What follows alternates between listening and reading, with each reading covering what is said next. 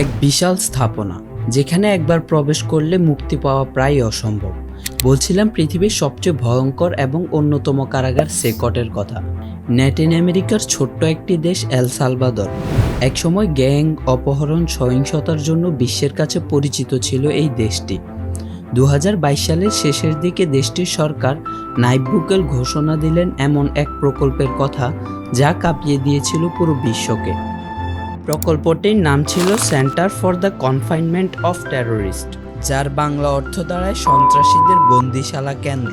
টেকলুকা নামে এক প্রত্যন্ত অঞ্চলে গড়ে তোলা হয় এই ম্যাক্সিমাম হাই সিকিউরিটি প্রিজন। 2023 সালের শুরুর দিকে আনুষ্ঠানিকভাবে চালু করা হয় কারাগারটি। শুরু হয় পুরো দেশ জুড়ে বন্দি স্থানান্তর অভিযান। হাজার হাজার গ্যাং সদস্যকে মিলিত করে পাঠানো হয় এই কারাগারে। সেকটের ধারণ ক্ষমতা ভয়াবহ।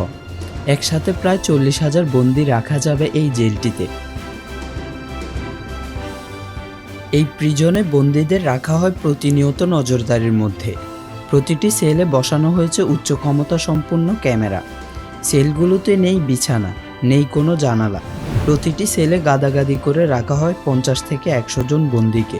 সরকারের ভাষ্য অনুযায়ী এই প্রিজনই এল সালভাদরকে অপরাধমুক্ত করার প্রথম এবং সবচেয়ে কার্যকরী অস্ত্র। বর্তমানে এটি শুধু ল্যাটিন আমেরিকার নয়, বরং পুরো পৃথিবীর অন্যতম বৃহৎ কারাগার।